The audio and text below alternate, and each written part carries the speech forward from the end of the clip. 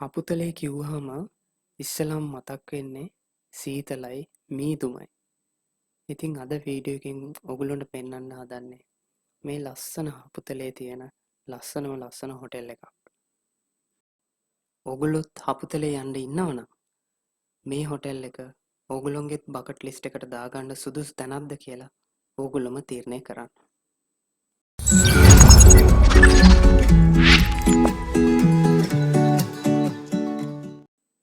අපි ටිකක් දුකෙන් හිටියේ හැබැයි.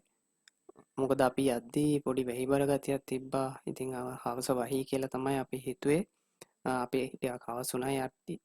හැබැයි අපිට මෙහෙම view එකක් set වෙයි කියලා නම් අපි හිතුවේම නැහැ. ඔන්න ඉතින් අපි ඇවිල්ලා ඉන්නේ හපුතලේ මෙල්හයිම් හොටෙල් එකට. ඉතින් මේ හොටෙල් එක ඇත්තටම හපුතලේ ටවුන් එකට චුට්ටක් මෙහායින් තමයි තියෙන්නේ. හැරිලා යන්න ඕනේ චුට්ටක්. අපි ඉස්සල්ලාම ලොබි එක බලන්න ඉස්සල්ලා පොඩි රූම් ටුවර් එකක් දාලා එමු. මේ ඔය තියෙන්නේ රූම් එකට යන්න තියෙන පාර.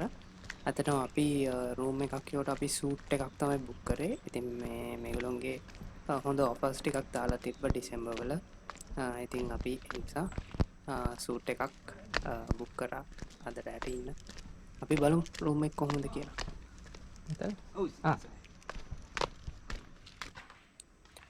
ඔන්න ඉතින් රූම් ටුවර් එක සඳහා මට පෙන්වන්න යන්නේ වයිෆ් තමයි.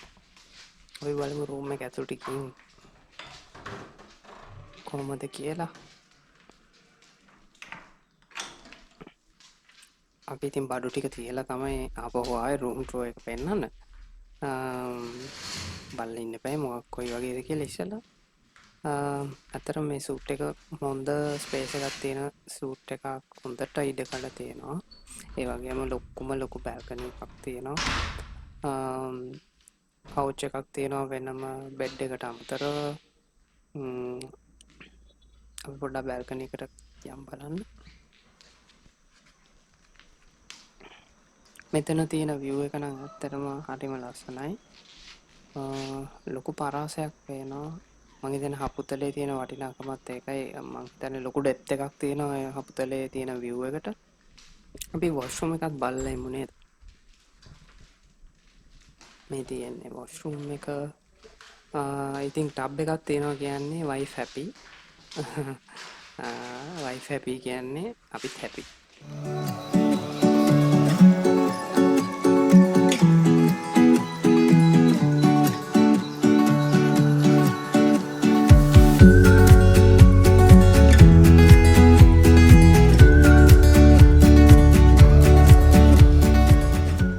ඉතින් අපි ඩ්‍රෝන් ෂොට්ස් ටිකක් බලලා ඉමු නේද?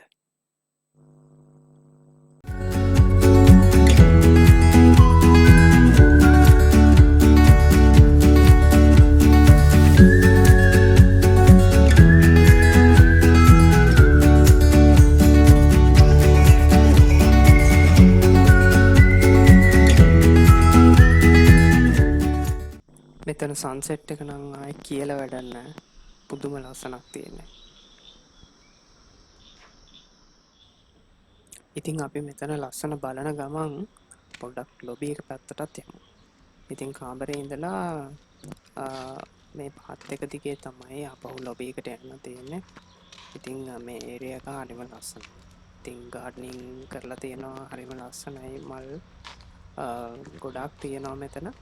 ඒ වගේම මෙතන ඔයගොල්ලන්ට මේ වහලා තියෙනවා පේන්නේ රෑට බොන් ෆයර් එකක්. මම ඒකත් පෙන්නන්නම්. අපි බලමු ලොබි එකට ගිහිල්ලා. ඔන්න අපි ලොබි එකට ආවා දැන්. ඉතින් අපි පොඩ්ඩක් බලමු කොහොමද ලොබි එකේ ලස්සන කියලා. අතනම ලස්සන බැල්කනි එක තමයි ඔයගොල්ලන්ට කැම කන්න එහෙම හම්බෙන්නේ. මෙතන තමයි මේන් ලොබි එක හොටෙල් එකේ. හොඳ view එකක් එක්ක ඔයගොල්ලන්ට කැම කන්න පුළුවන්. ඔන්න ඉතින් වැදගත්ම ටික පෙන්වන්නයි යන්නේ. රෑ බුෆේ එක තමයි ඔයගොල්ලන්ට පෙන්වන්න හදන්නේ. ඉතින් ඇත්තටම කෑම ගොඩාක් තිබ්බ varieties. ඒ වගේම local dishes ටිකුත් වෙනම තිබ්බා. මෙතන ඔයගොල්ලන්ට pay chef කෙනෙක් වෙනම කොත්තුවකුත් දානවා. අපි ටිකක් රෑ වෙලා ගියේ. ඉතින් කෑම ටිකක් අඩු වෙලා තිබ්බා. මේ සමහර dishes වල ගණන් ගන්න එපා. මේ තමයි කොත්තුව. ඉතින් නම හොඳටම බඩගිනිලා හිටියේ. ඉතින් රේතේ වගේ බෙදාගත්තා කරන්න දෙයක් නැහැ. මෙන්න මං කියපු බොන්ෆයර් එක. ඉතින් ගල් ගෑන සීතලේ මේ වගේ බොන්ෆයර් එකක් කියන්න නම් හරිම සනීපයි ඉඳගෙන ඉන්න ළඟට වෙලා. ඉතින් මේ හොටෙල් එකේ ගේම් රූම් එකකුත් තියෙනවා. ඉතින් පූල් තියෙනවා, කැරම් බෝඩ් එකක් තියෙනවා, චෙස්. එතකොට තව අර ෆුට්බෝල් වගේ අර ෆ්‍රෙන්ඩ්ස් ෂෝ එකේ තියෙන ගේම් එක මම ඒකේ නම දන්නේ නැහැ. ඊට පස්සේ ටීවී රූම් ටීවී එකක් තියෙනවා. ඔය වගේ සෑහෙන අයිටම්ස් ටිකක් තියෙනවා. පූල් ටේබල් එකත් ගොඩක් ලොකුයි. ෆුල් ඔක්කොම ෆැසිලිටිස් ටික තියෙනවා. ෂෝක් මේ ගේම් රූම් එක. ලස්සන පූල් ඒරියා එකක් තියෙනවා මේ හොටෙල් එකේ. අපිට පූල් එකට බහින්න නම් ඇත්තටම බැරි වුණා. මොකද උදේම නිසා හරිම සීතලයි. අපි ඩිසෙම්බරේ ගියේ. ඒ නිසා ඉතින් පූල් එකට නම් වැස්සේ නැහැ. මුත් හරිම ලස්සනයි මෙතන. ඔන්න උදේ කෑම කන්න ආවා. ඇත්තටම උදේ කෑමත් අපි හොඳටම එන්ජොයි කරා. හොඳ වෙරයිටිස් ටිකක් තිබ්බා. both local and English breakfast ඔක්කොම ඔප්ෂන්ස් ටික තිබ්බා. මේගොල්ලෝ දකින්නේ මෙතන තියෙන්නේ local varieties ටික. ඉතින් ඒ වගේම desserts එවෙලෙම waffles හදලා දුන්නා. desserts උත් ඇත්තටම හොඳ dessert varieties ටිකක් උදේට දාලා තිබ්බා. මෙල්හයිම් එකට එන විසිටර්ස්ලට ලැබෙන අනික් chance එක තමයි තමන්ගෙම private hike එකක් හම්බෙන එක. ඉතින් මේ හොටෙල් එකේ ප්‍රයිවට් view point එකකට යන්න පුළුවන්. මේගොල්ලෝගේ මං හිතන්නේ ලෑන්ඩ් එකක් මේක.